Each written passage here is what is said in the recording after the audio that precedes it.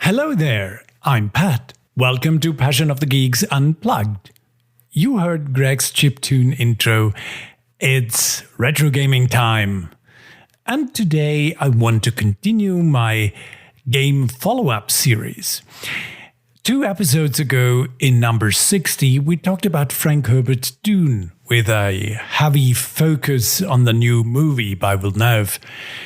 It's fantastic, by the way, and if you want to know more, listen to episode 60. If you haven't watched the movie yet, don't worry, we remain spoiler-free up until we will warn you. Also, go watch the movie. I think the story about Paul Atreides and the fantastic Dune universe Herbert created would be awesome for a game. But actually, there are only 5 games in existence. Or 4.5. Bear with me. The first ever Dune game we got was simply titled Dune and was released in 1992 by the legendary French games developer Cryo Interactive. Nowadays, they are mostly known for their style over substance games or half-assed bug-ridden failures.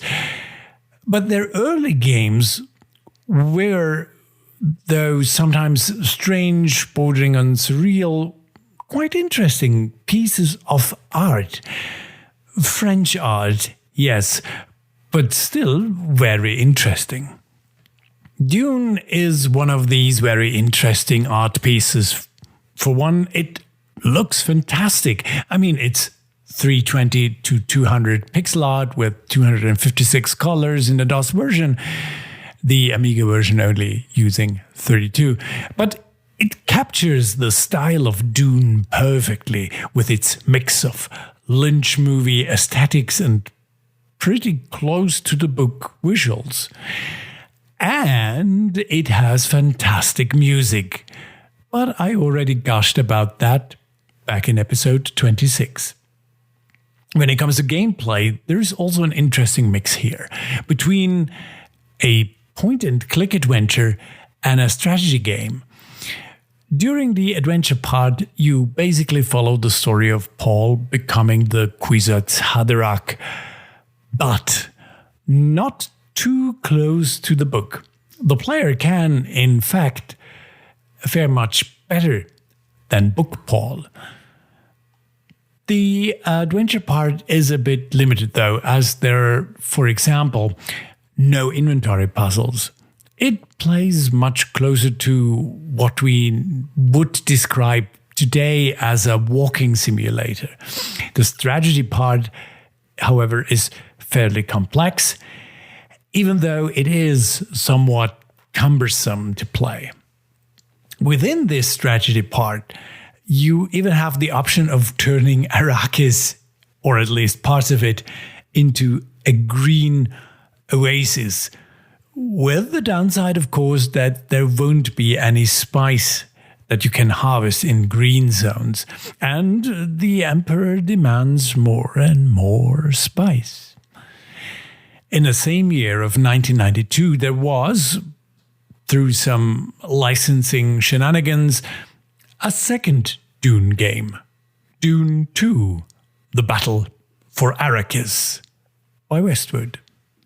This game concentrated solely on the strategy part, stripping the whole Kwisatz Haderach thing and allowing you to conquer Arrakis in the name of one of 3 houses, Atreides, Harkonnen, or Ordos.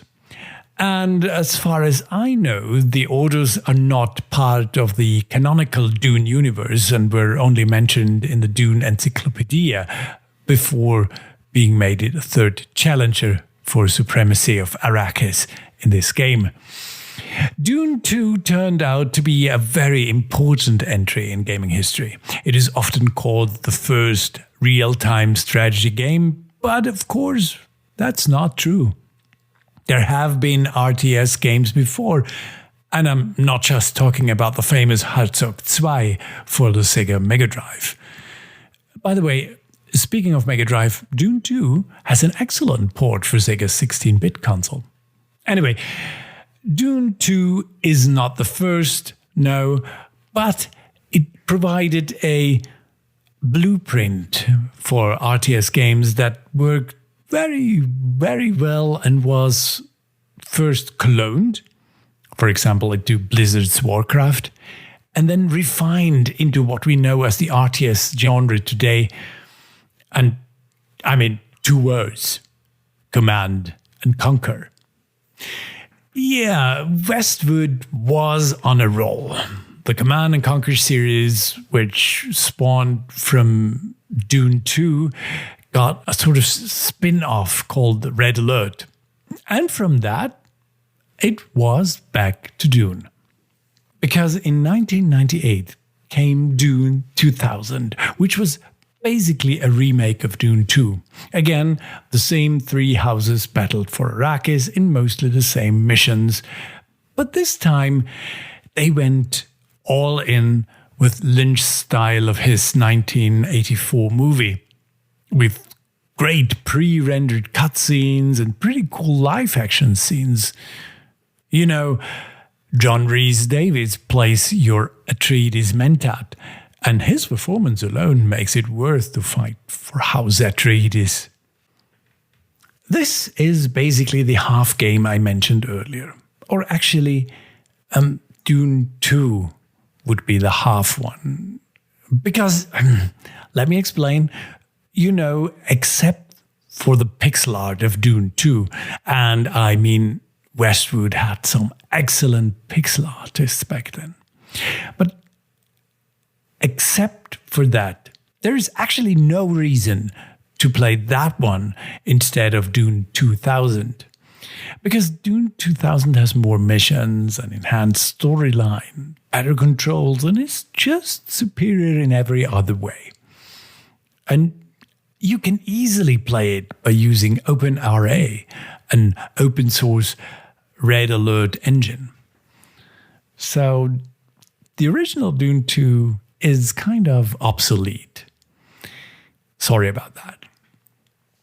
But we stay with Westwood for a moment because the next Dune game was Emperor, Battle for Dune, released 3 years later in 2001. And that was basically a continuation of Dune 2000, but without John Rhys-Davies. But not only in terms of storyline, but also gameplay. Everything is more refined, more comfortable, and more sophisticated. It also made the jump to true 3D, and, well, a lot of people don't like those early 3D attempts. I mean, it's an RTS game with a lot of units simultaneously, so polygons were limited. Personally, I think since you play the game mostly zoomed out, it's no deal breaker. Plus, the live action sequences between missions are awesome. And honestly, there aren't that many Dune games, and all of them are very playable, so go for it. Well, okay, there is one that isn't great. Frank Herbert's Dune from 2001.